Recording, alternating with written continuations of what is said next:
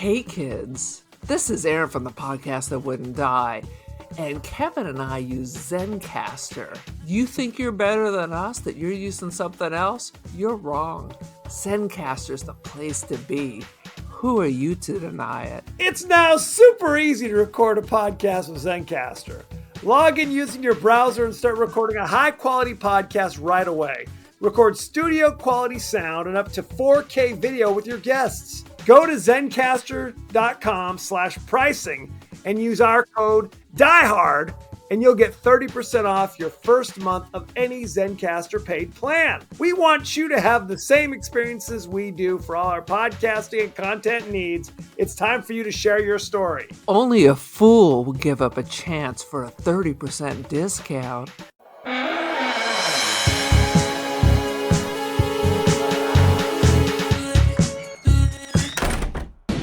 Who's here?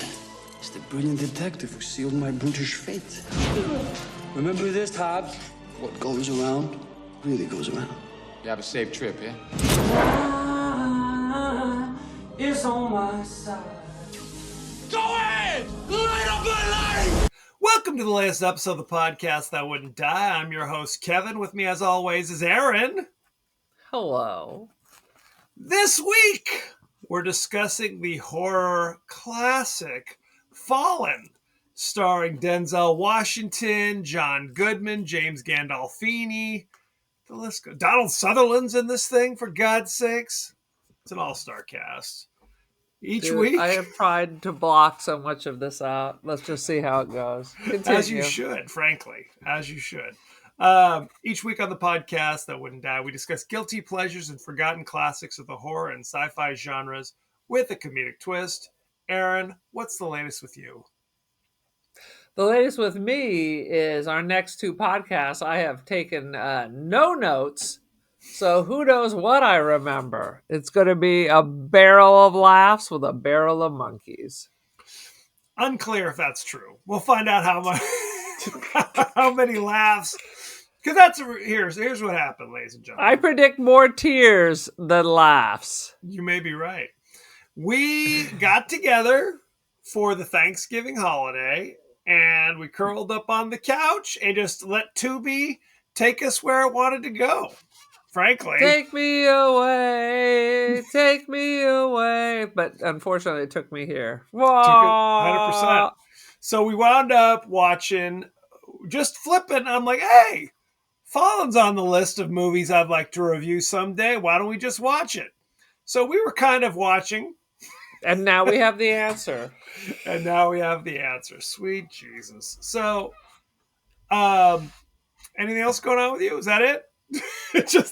Back to work. Just gotta hang on for 3 more weeks till my next vacation. I don't know how I could ever go back to 2 weeks a year. I don't know how that could happen. 2 weeks a year? What are you talking about? When I had a non-teaching job. You know, like everybody else in the world. I see what you're saying. Yes. Yeah.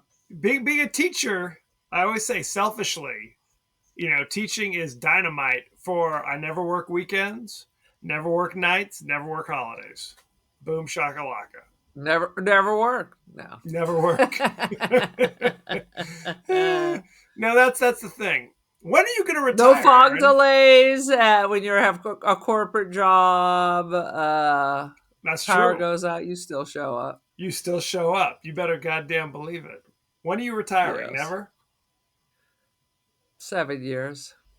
7 goddamn years? That's almost as many years as I have. Yeah. Well, I'll be retiring with at the same time as people much younger than me because I changed careers late in life. But here's the advantage of being a career switcher is you can double dip in California. You can get your Social Security and get your STRS. What do you think about that? Not bad. Yeah, not enough. It's not like I'm retiring like our father with 90%. I'll be retiring with 50%. Right, and you're going to be working at the Home Depot on the weekends, Dude, I'll be out with the dudes waiting for the trucks to come by. That's the job I'm working. You'll be a migrant worker. Is that what you're suggesting? I will be a migrant worker. I'll call you if ICE picks me up. That's clearly a fake ID. Get in the back of the truck. Get in the car, senorita. I was talking to some teachers. This is behind the scenes teacher talk right now, ladies and gentlemen. Buckle up. Right. But I was talking to teachers who were like, "Oh, it's so hard. I'm going to retire and go do something else." And I'm just like, I like it. I like it. I've had other jobs. And I have had. It's the best job I've ever had. 100%. You feel like you're doing something. I mean, it's exhausting, but you know, 100%. especially if you have kids. I mean, it was a miracle. You know, you're off when the kids are off. You have your summers off, which you need. It's like having a one-person show, except you're the only act. It's exhausting. It's still the best job. I've had a million jobs. I've had corporate jobs. I've been a programmer.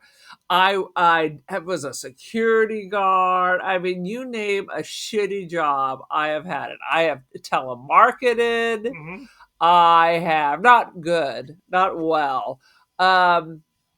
Oh my God. The only thing I never did was waitress. Even I knew that was not something I was waited gonna be able tables. to do. I waited tables for years. I washed and years. dishes though at my college. I did data entry right out of college. There's nothing more mind numbing than data entry. Dude, for but Kaiser that at least sounds Permanente. like that's better than my right out of college working a 12-hour shift at a hunting gate from 5 a.m. to 5 p.m. checking hunters' badges, and then they had it checks the herd health.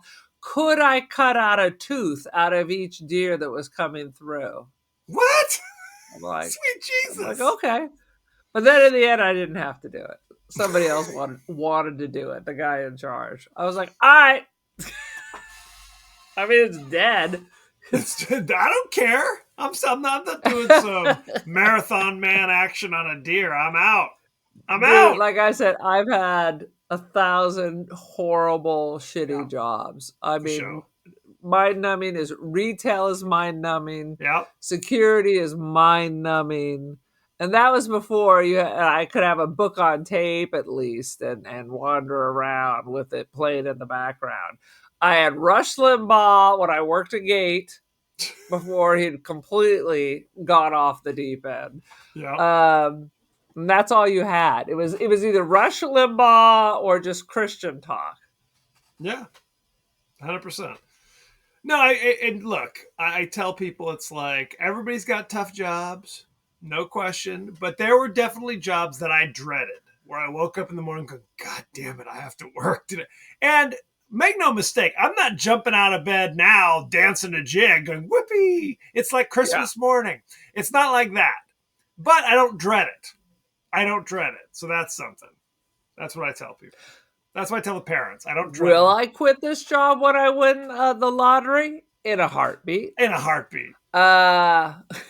Will I Right? volunteer at it after I retire? No, I will not. No, I will not. Will I ever discuss education again? No, I will not. And if you try to talk to me after I retire, I'm going to shut you down. I'll run from the Like, room. ah! I'm out. No can do. Anyway, Aaron, give us your 30-second synopsis of Fallen, please.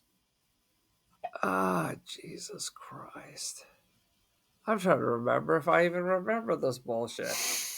It's a cop drama, and it's like these kind of demonic presence. It's like a tap to switch. You know, they want to cause their mischief, but all they have to do is tap the next person, and then the presence pops over. So the only interesting part about this movie is when they were trying to track down the people, you can see the switching. That was kind of interesting. That was It's interesting. not Denzel's most triumphant role. Let's say that. But half the main cast of The Sopranos is on there, and I just finished The Sopranos again. So that was good. I will say this. I mean, is it 7? No, it is not. Well, and Seven's not a perfect film either, but I understand what you're saying. It's and not I a don't perfect disagree. film.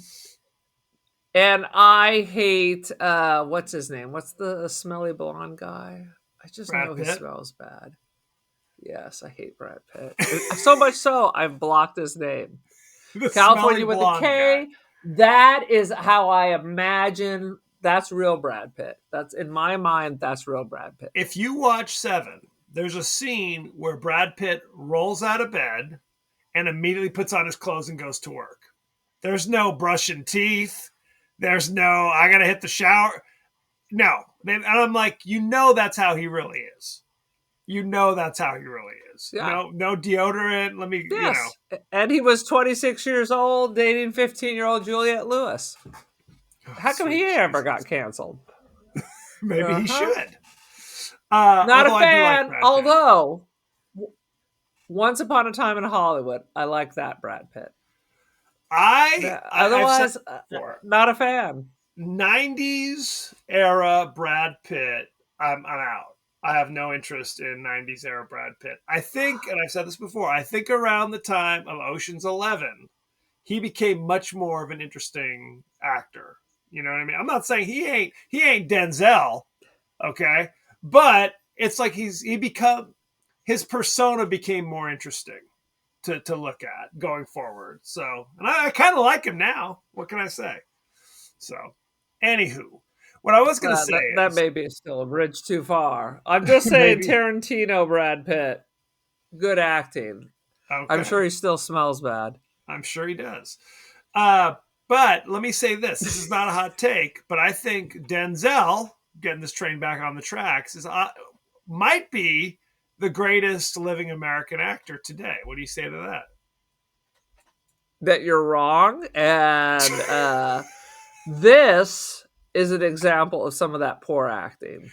I totally disagree. What I love about Denzel is you get the real Academy Award movies, right? You get those. You get your Malcolm X, right? You get those top drawer performances, but then you'll still get your Fallen. You know what I'm saying? You'll still get crazy shit where you're just like, what's this movie choice? The Equalizer movies, right? Where he's just like, I'll do whatever. I'll do whatever, and I'll give you the best goddamn Denzel I can give you. But I'm not. I mean, he was fine in The Bone Daddy, but he's terrible here. He improved, of course. I give people a chance to improve. What? I mean, Keanu improved. I just watched Dangerous Liaisons, and Keanu is cringy. Uma Thurman and Keanu were cringy in that. Are you comparing? And that movie is almost perfect. Are you comparing Denzel to Keanu? Is that what I'm hearing right now?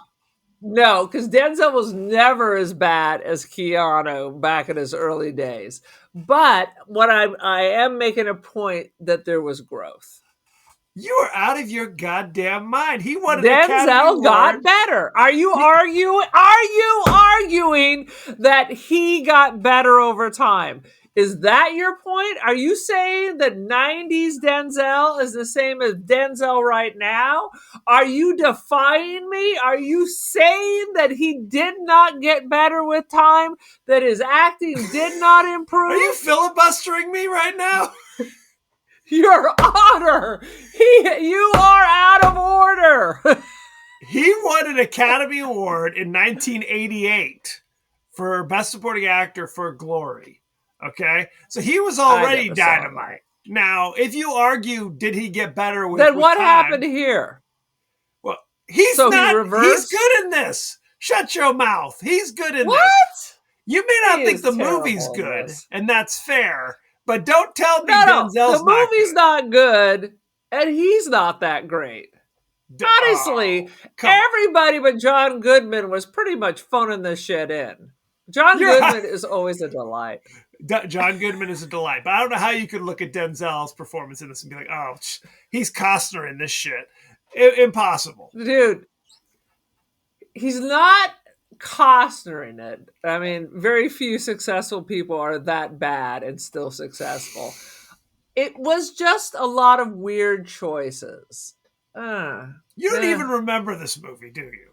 You're No, like it's just all making- come down with my rage. Rage channels memory, and now it's all flooding back to me. God damn it. Now, had you ever seen this before? I ain't never heard of this before. Shut up. Are you serious? You've never even heard of this?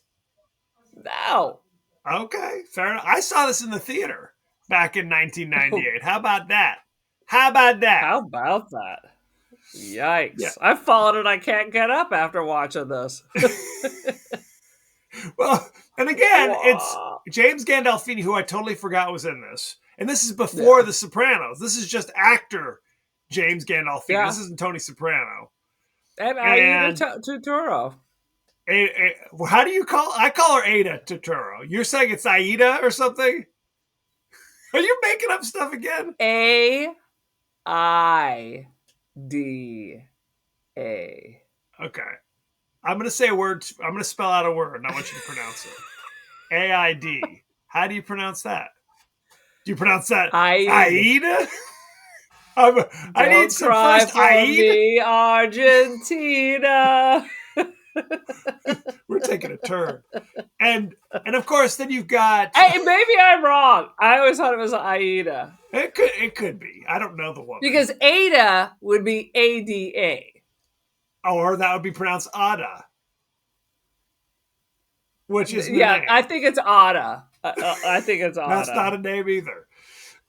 Hey Siri, Oh, here it comes. how do you pronounce Aida Turturro? Siri refuses to answer. Siri shut herself down. She's like, I'm out. Don't bring me into this. Who is she? She's Janice Soprano? No. What's the character's name? Janice! It is Janice! Soprano, yeah. The She's best Tony's part. sister. I stopped on the rewatch. When she killed Richie, I was like, private. That was one of the greatest episodes of all TV. And then I was like, they killed Big Pussy, I'm out. Well, that was like season 1 they killed Big Pussy, if I'm remembering correctly. That was shocking. It was early. No, Anyway, that's neither here nor there. you're wrong. Is that it? No, I'm looking up pronunciation. Yeah, in let's English. spend 20 minutes on this, Aaron. Here we as go. Well. Shut your mouth, boy. Ida Turturro. Ida, that's not right. But then AI says Aida. AI, and that's a trustworthy source. I don't know the That's woman. all. She may not pronounce any of the letters. I have no idea Here how we she go. pronounced it. Here's YouTube. Pronouncenames.com. Okay. Aida Turturro. Turturro. There's no way she pronounces it that way. I Anyway, won't she's in. stop saying it. It's Aida, like the opera. She's Italian. It's an Italian opera. I don't believe Aida. Okay, it's possible. Turturro. I'm sure she doesn't roll the R's like that. And she's on screen for a grand total of 4 minutes. So I don't know why we're talking about this for half an hour. It was just funny that the two top people from The Sopranos are in a movie together. Well, That's I'm all. not sure she's one of the top people from The Sopranos either. That's Dude. okay. She's in it. Janice is like one of the best parts. It's Janice and Polly Walnuts. Come on. Polly Walnuts. You can't is be dynamite. wrong. Polly Walnuts is dynamite. He's is great. right. He's great. I want to okay. buy another pet just to call it Polly Walnuts. Polly Walnuts. Let's jump right in, Aaron, shall we, to the highlights. You have no notes. Do you want to start or you want me to start?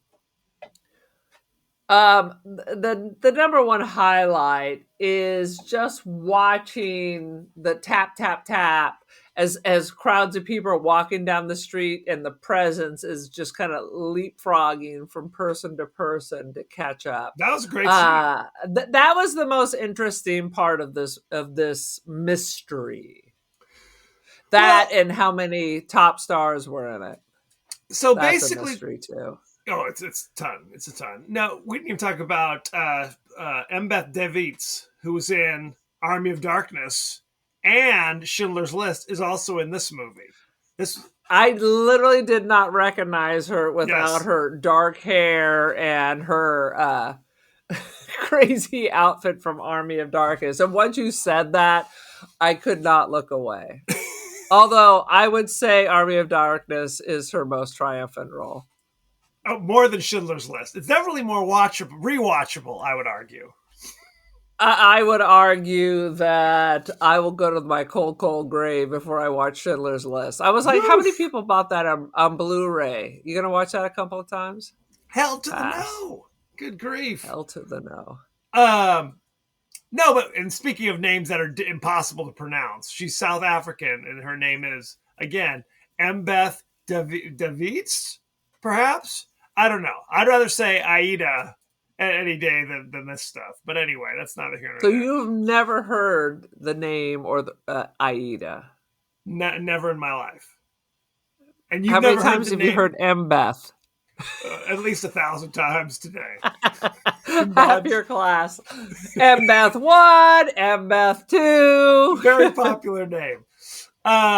We should set the tone here. So Denzel is a homicide detective, and he has just put down this serial killer in the gas chamber, essentially. But we already kind of know that there's something going. There's some kind of a spirit or a demon or something kind of inside this dude. Now, And let me stop you right Please, there. go for For it. some reason, when we meet the killer in the death house, he's washing his dick off in the sink, and you see his ass. You never see him putting. I don't remember. I thought he was just washing his hands. What are you suggesting? He had no pants on, and he was scrubbing and rubbing. Oh, sweet Jesus. And we never see him put on pants, and about 5 minutes later, he's fully dressed. I think you were seeing shit. I don't think there was any Do you not remember seeing his ASS? I don't. That doesn't mean it wasn't there, but it didn't blazon itself on my brain like it did some people. That was the character There you actor, go. Elias Koteas, by Dude. the way. I notice naked people. Yeah, he always is the guy who reminds me of other more successful actors. He looks like 1,000 other people. He does. I remember seeing him for the first time in a little John Hughes movie called Some Kind of Wonderful. Do you remember that? Is he Do you the remember? janitor in one of these fucking movies? I never saw No. Some Kind of Wonderful. No. Who is the janitor in the Breakfast Club? Now you're making me think of just, pale Hispanic men with hair that's falling out. And neither are Hispanic, by the way. So there you go. Good Lord. You're talking about John Kapelos from Breakfast Club, who is of Greek extraction. And It's all Latin. Is it? Okay. Fair enough. He was in Some Kind of Wonderful. There's a scene where young Eric Stoltz gets sent to detention because he thinks that his lady love Leah Thompson will be in there, and of course she's not. Instead, it's the school bully who's like a skinhead who wears like a leather vest, and that's Elias Koteas. And they become friends because they have to spend all this time in detention together. So. There So you go. Some Kind of Wonderful is just a smaller cast Breakfast Club. No. Is that what you're saying? No, it is Pretty in Pink with gender switched. That's exactly what. Go Oh. back and watch them back to back. They're the exact same movie, same director, same writer, where they just switch the genders of the main characters. I mean, all those movies, I enjoyed kind of the slice of life, but I have no desire to see them again. I was okay. not super into all those people. Okay, fair enough. I mean, Eric Stoltz was I have like an always had up-and-comer. more of a discerning palate, I guess you would say. Oh, would you now? Would you now? Anyway, okay. Back to the movie. Basically, what it is there's some kind of, it's a fallen angel, is what they determine, named Azazel. And Azazel's ability. I mean, are they all just falling out of the sky, or is the Yes. fallen angel, the devil? It's Or big- is it just like those iguanas that were falling out of the trees in Florida because they had a frost? Yes, that's exactly what it is. That's 100. I think that's what they were going for. Now, when Lucifer was cast down, so also were the other angels that were kind of on his side. So Azazel was one I of those. feel like that would have happened a long time ago. You think. One would think. Yeah, we don't know how long Maybe this guy... he got stuck in a cloud on the way down. He's just No! now fallen. He's been chilling on Earth for a long, long time. And in fact... Why is he making trouble now? He's been making trouble the whole time. We just didn't realize he was making trouble. Okay, no one knew what was going down. So he can jump from body to body. And in this movie, what happens is... He doesn't have a physical presence. He does not. He's gotta possess someone. Well, and he has to be in a body, because if he's not in a body for however long, then he will die for real. That's a crucial plot point. He'll be dead permanently if he's not in a body for an extended period of time. But So he's immortal unless he's not. Correct, unless he's not. Well, I feel like God made a mistake with this. Why you want to punish them by making... I thought the whole point was to punish them by making them mortal. Why are you giving them a back door? Now God sounds more like Zeus and monkey shines. So, all right, continue on. Unclear. Enough of my theology. Because he's a fallen angel, he's always up to some shit, essentially. He's always pulling whammies, okay? So he gets into a new body. Why aren't they working together like in a corporation, and then they can take out whole groups? Why aren't you getting together with your posse? You mean why don't all the fallen angels get together and take over whole Where's towns? that movie? I don't know. I can't answer that, Aaron. All right. These are important questions. I think it's Clearwater, Florida. Whenever Azazel's in the body of somebody, immediately that dude's like killing somebody. There's always a corpse left behind, essentially. So, basically, Denzel is just a homicide detective. He's thrown this guy... He captured the dude. He's brought him. He's on death row. He's going to be executed. And in a crucial moment, the guy reaches out from the jail cell and says, "Let's shake hands." And Denzel shakes his hand, but nothing happens. You get the sense that Azazel was trying to jump into the body, because it's got to be physical contact. Sometimes this is the part where it's kind of wacky. It's occasionally physical contact. There are all these butts that show up throughout this, like in the jail. Oh yeah, that's true. Butt. Except that's true, but right, and you're like, what? All right, correct. Continue. So, if he's killed in the body that he's in, then he's just like a ghost, and then he can drift around and just choose whatever body's nearby. But generally speaking, if the body he's in is alive, then it has to be physical contact. But there's something special about Denzel, and they were very kind of vague about what this is. He could not jump into the body of Hobbs, Detective Hobbs, which is Denzel Washington. He tried, but he couldn't do it. So... for some reason, he's really pissed off at Denzel. So the whole movie's like, I can't jump in your body, but I can do other stuff to you. I can mess with you in other ways. And so that's what I'm going to do. Mess with your whole family, blah, blah, blah. I mean, honestly, he could kill him. He could have jumped into one of the guards and they could have just shot Denzel right before him. Boom. He could have shot Denzel. Yeah, he could have. What about that?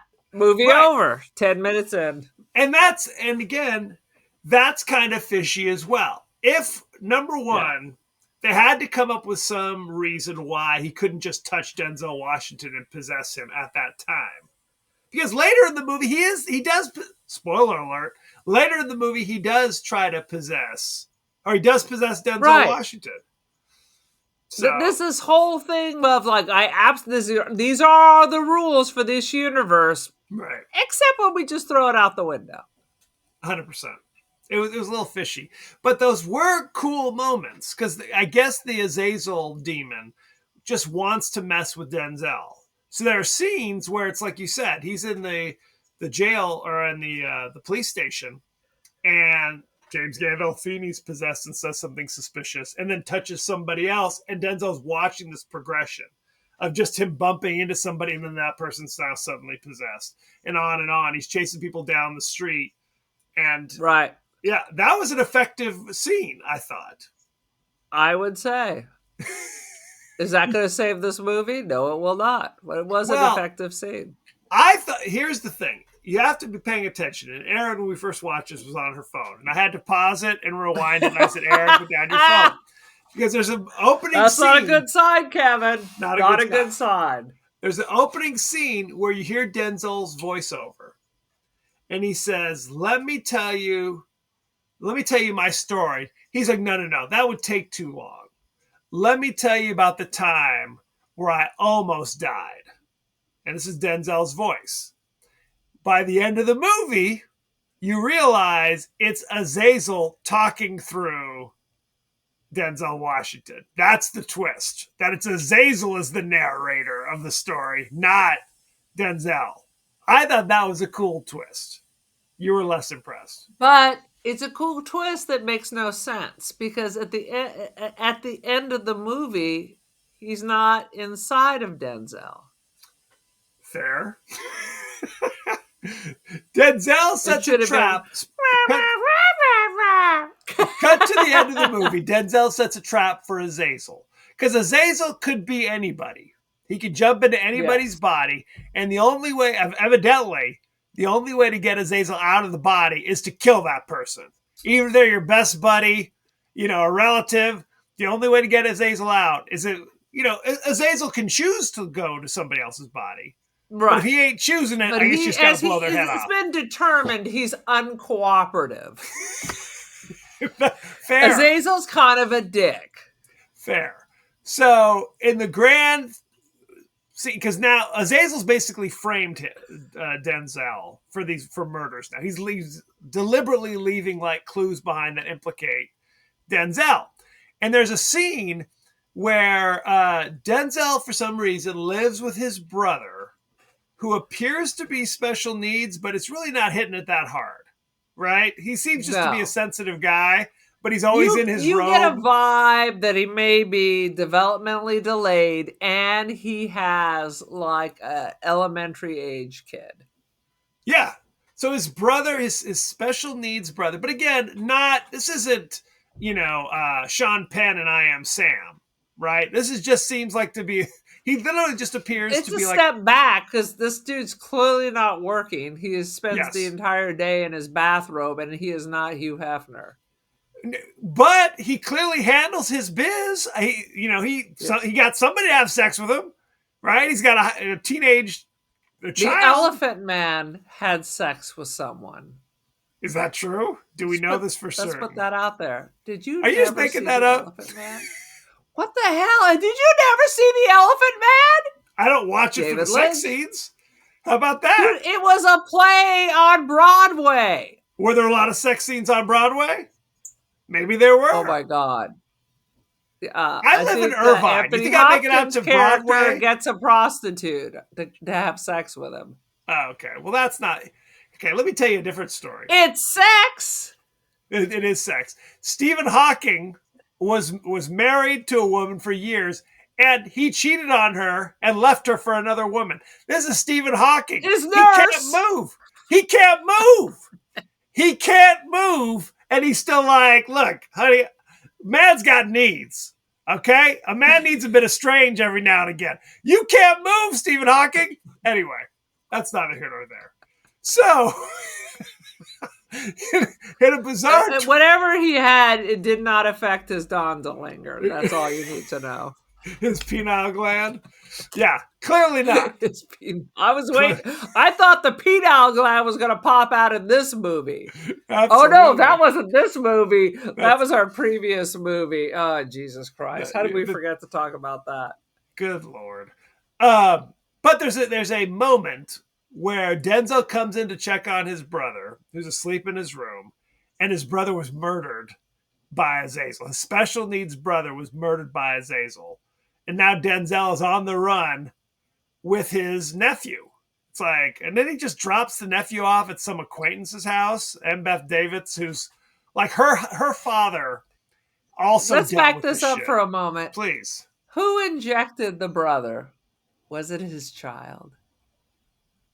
Oh, because that's the thing, right? Anybody could be the murderer at any time. Because Azazel sometimes just jumps, right? Right. And there don't seem to be, like, most of the time people are just kind of confused afterwards. What? Huh? What are you talking about? I don't know what you mean. So, but there is at I least think one. we need to discuss Azazel is killing these people not because they have a gun but injecting some kind of toxin Correct. with a hypodermic needle. That means he has to possess someone, send them to the store, get the hypodermic needle, and then brew up whatever this poison is. And Get then, a prescription. Is it a suicide? Unclear. But that's how Denzel suspects that the serial killer who was in the gas chamber who died. Now it's like, is this a copycat that's also has the same MO, including things we didn't release to the press? So there's a lot of that going on as well. But you're right. It could have been he touched the son, and now the son was possessed for a moment to inject the father. The brother because was killed. He had already possessed the son, because remember, Yes. the son punched his father in the face. Yes, that's right. I fell. Because he was going to, yeah. That's some crazy shit. Yes. So anybody can be the killer, and you could have been a killer 5 minutes ago, and now you're not anymore. Right? Right. And you have no memory. You have no memory. So in the thrilling conclusion, Denzel sets a trap for Azazel out at some cabin in the woods. An overly complicated trap. But John Goodman, who's like a fellow police officer, and Donald Sutherland, who's his boss, like the captain or whatever, all show up. It's like, are one of these guys Azazel? Because I don't know. I don't know what the story is. And it turns out you knew at least one of them was Azazel. But and of course you assume it's Donald Sutherland, because he's a creepy bastard anyway. John right? Goodman, he may be corrupt, but he's a cool dude. He's a cool dude. He's cuddly. Not but like Donald in Sutherland. The Big Easy, playing the same character, corrupt and murdery. Well, was he? I'm trying to think who was he. He wasn't the murderer in Sea of Love, was he? I know John Goodman and Al Pacino. That was another. God, look at this. John Goodman plays a cop in every role in this period of time. John Goodman. No, it was not John Goodman. It was her. It was her ex or something. Whoever. I don't even remember. All I know is that John Goodman's the hardest working man in show business. He was in Revenge of the Nerds and Chud. Need I say more? Anyway. Still working. Still Skinny John Goodman. They're still pushing that Roseanne show. It's just called The Connors now. It's still, I mean, they kicked her ass off the show, and they're like, we're still doing this. Not since. I feel like that was a setup. They already knew she's crazy. And they were just looking for it. I mean, her first, compared to everything that's going on now, her crazy was very small. There was a show in the 80s called Valerie, and it was a family sitcom starring Valerie Harper, famously Rhoda Morgenstern from Mary Tyler Moore Show. Right, and then she got her own spinoff. She demanded a raise on the show named after her. And they said, "You're fired." And they quickly changed. They brought in you. You're fired. They brought in Sandy Duncan to play the aunt, never before mentioned, and they changed the name of the show to Valerie's Family. No more Valerie. Valerie's Family. And then a season later, they called it The Hogan Family. And it had Jason Bateman was one of the sons. And it lasted for like 5 years after they fired the titular character, Valerie. Which is shocking, because none of those shows sound good. None of those shows sound it was a thing of any value. Anyway, so it's a thing. But so Denzel, back to this. Denzel's plan is, I'm going to mortally wound your body, the body you're in, Azazel. We're out in the woods. There's no one else around. Yeah. But you're not going to be able to jump into me because I just drank some poison or I smoked a poison cigar or whatever the you did. So now what you going to do? Ha ha ha. What you going to do? And Denzel kills John Goodman, who is possessed with Azazel. Azazel jumps into Denzel's poisoned ass body. Okay. And then now this is why it all explains he's doing the voiceover the whole time. I told you about a time I almost died. And then Denzel succumbs to the poison. And then the Azazel floats away and jumps into a kitty cat that happened to live in the house as well. Which is the shit. Denzel Washington killed himself for no reason. Killed his best friend. Yeah. Killed himself. His brother was dead, so now the nephew doesn't have a friend or a family in the world, essentially, for no goddamn reason. Because, hey, we're in the woods. I could jump into a goddamn squirrel. Okay? There's a groundhog over here. Think about that. Right. There's a bird in the tree. Right? There's a worm on the ground. Like, evidently, there's nothing you could do in this scenario. So, congratulations. Yeah. Credits roll. Wah, wah, wah. Any other thoughts and feelings Tragedy. about Fallen, Aaron? Dude, I've fallen and I can't get up after listening to all that. You've fallen asleep? Is that what you're saying? I've fallen asleep. I've fallen into my own grave. I was like, I remember the cat at the beginning. So when he died, he started floating up. I was like, the fucking cat. I was like, and then I became even more angry. Well, who's taking care of that cat that's living out in the cabin in the woods by itself? It's eating the old rabies-filled squirrels. I guess so. Anyway, why don't we go behind the scenes, Aaron? Shall we? Is there something behind the scenes? There are many things behind the scenes. Here we go. Denzel did ride-alongs with local detectives to prepare for the role. He soon learned. Oh, please! He's a real actor, Aaron. Unlike I wanted the Denzel for Training Day. 100%. Alonzo Harris, get him in there. He ain't taking this shit. Where did he go? Anyway, he soon learned that some of the cops carry a second pair of shoes in the trunk of their cars while on duty, since the shoes they were wearing would occasionally get blood on them at murder scenes. And they didn't want their good shoes getting fucked up. During pre-production, Elias Koteas traveled to Ohio to meet a man who could speak Syrian Aramaic to help him with his dialogue. So there you go. Oh my God. They must have had money for this. There you go. It was helpful. Yeah, that was very important. The name Azazel means scapegoat in Hebrew. Azazel in Jewish legends. His fault? Could be. Azazel in Jewish legends is a demon or evil spirit to whom, in the ancient rite of Yom Kippur, a scapegoat was sent bearing the sins of the Jewish people. So there you go. It's important. Okay. So he's filled with the sins of the Jewish people? Yes. This is taking a darker turn. The name John Hobbes is based on two philosophers from the 17th century, Thomas Hobbes and John Locke. So there you go. Yes. That's important. Hobbes generally thought that men were evil and needed the constraints of society to make them better, while Locke thought that men are thinking, rational creatures capable of peaceful coexistence. There you go. The answer is both are wrong. That's my What's philosophy. the right answer? I'm gonna write a treatise on it or something. Let's see. In the original screenplay, the role of Greta Milano was originally two characters. Greta, an elderly sage named Maud, who knew much more about Azazel than Greta. In this version of the story, the cabin of the woods scene was Maud's home. Because remember, it was like her father had also been possessed earlier.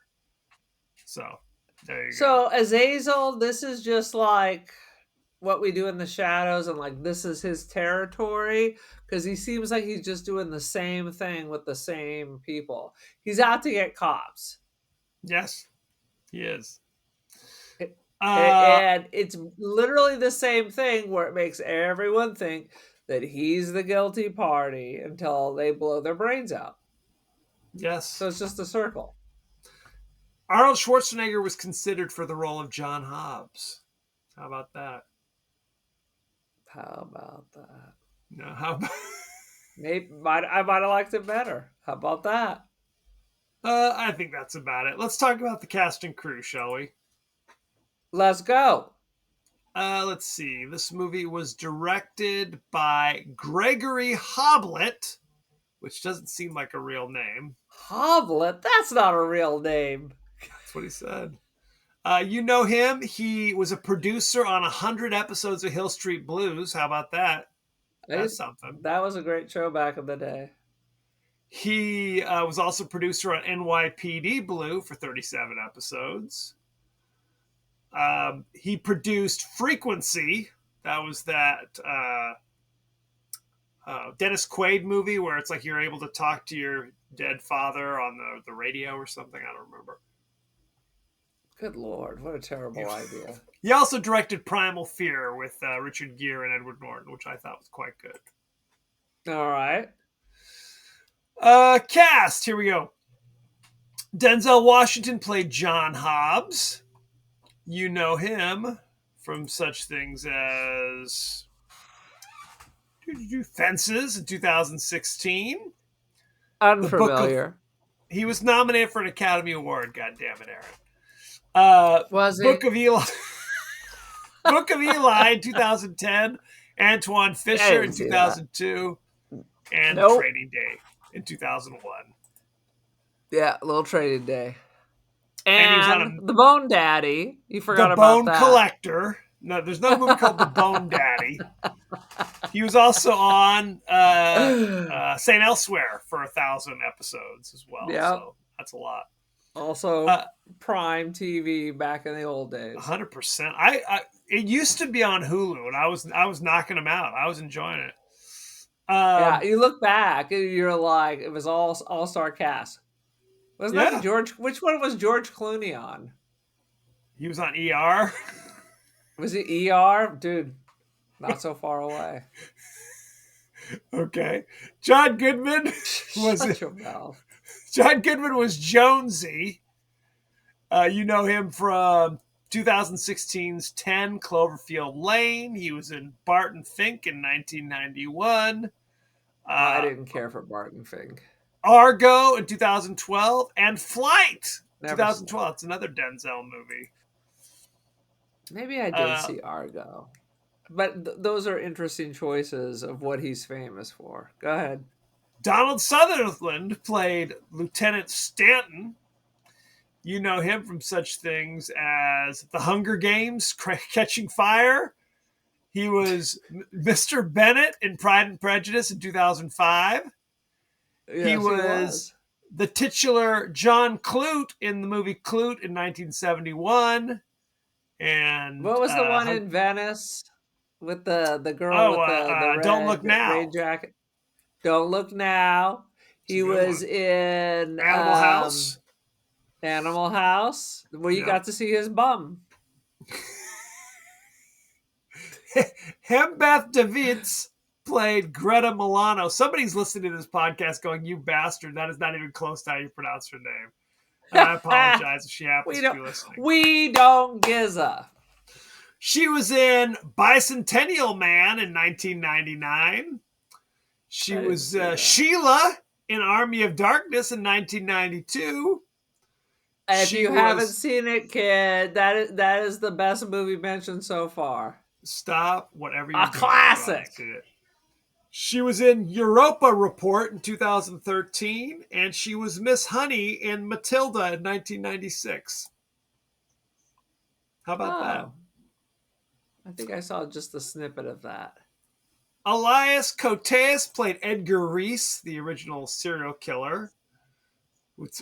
Azazel's actually in his body, so he's not really responsible for his actions there. The actor's you know not him. responsible for He was in The Thin Red Line in 1998. He was in the Mark Wahlberg See, there's a vehicle. thin blue line and then the thin red line. They're different, Aaron. They're different colors of lines. Which one He was the thin red line? Was that Vietnam? Is it? Well, which one? One is World War II. That's what I don't know. Oh, God damn Is that the World War II? Because I think is the thin blue Now I'm looking line at Thin Red is the Line. Errol Morris documentary.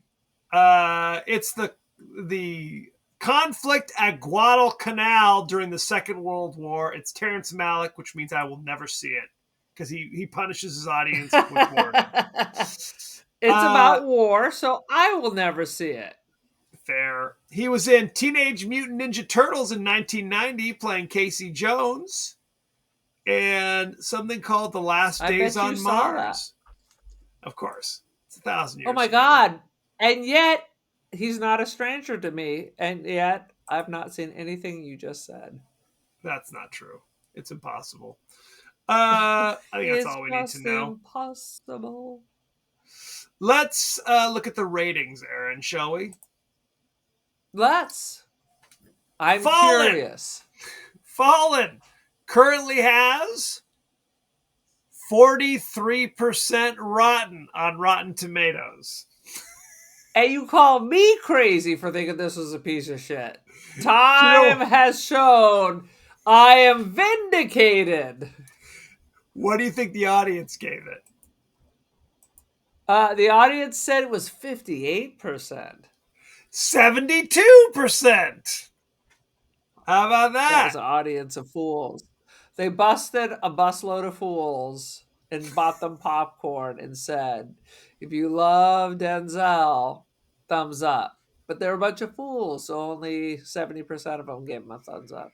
Let's look at the top critics here. Janet Maslin of the New York Times says, a stylish, Lord. if Let's seriously go. far-fetched nightmare, 3 out of 5. How about 3 that? out of 5? Oh my God, she's as bad as we are, where everything's a 3. Roger Go Ebert ahead. from Roger Ebert of the Come Chicago on, Roger, don't Sun-Times. disappoint me. You and I used to be simpatico, but now from the cold, cold ground, you're showing me that we're going to have to break up. The idea is better than the execution, 2.5 out of 4. Both were rotten reviews. What can I tell you? Both were rotten reviews, but his was much higher than the overall aggregate of the professionals. It was still too high. Okay, fair enough. Because his was out of 4.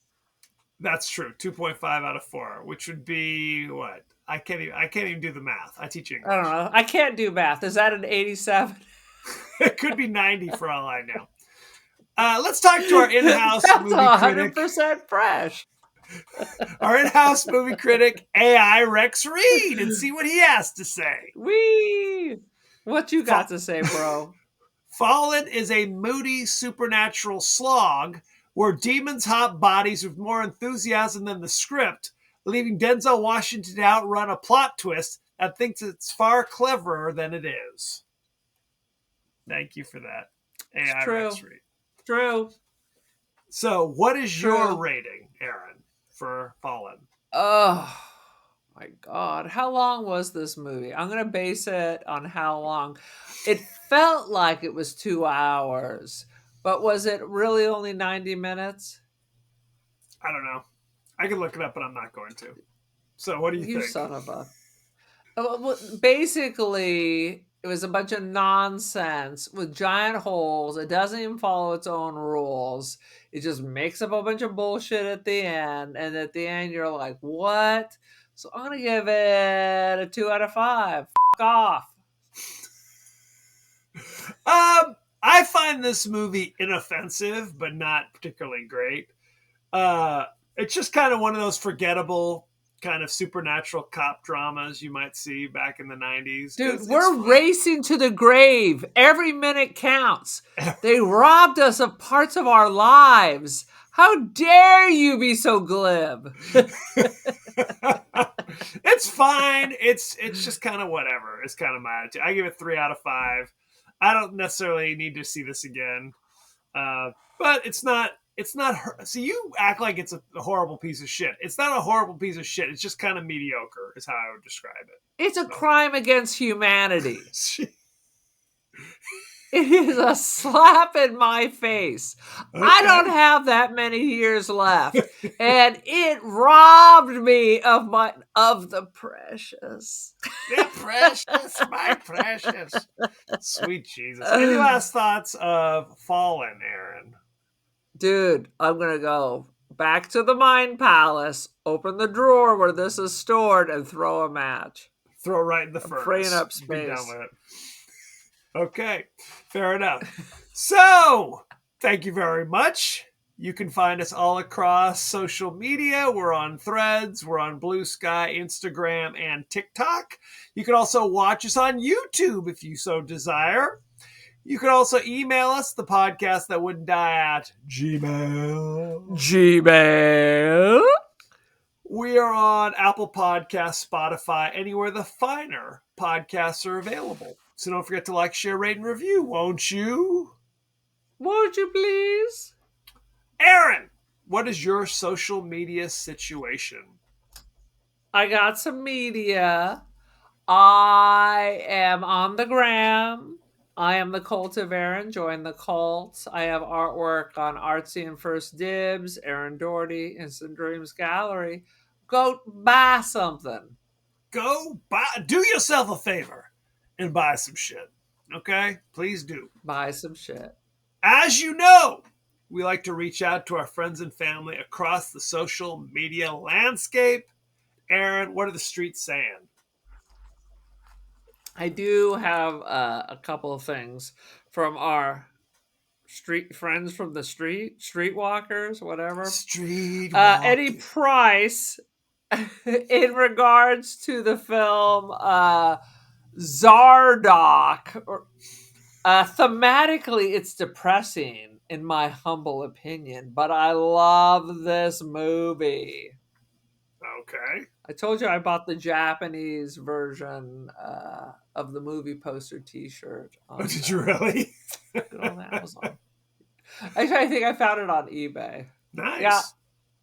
It's just I wanted one with just the floating head, and not one with crazy Sean Connery with his assless chaps. In regards to Jack is back, Leo from Involuntary Input comment on the photo. I don't remember this film. I said, steer clear. Steer clear.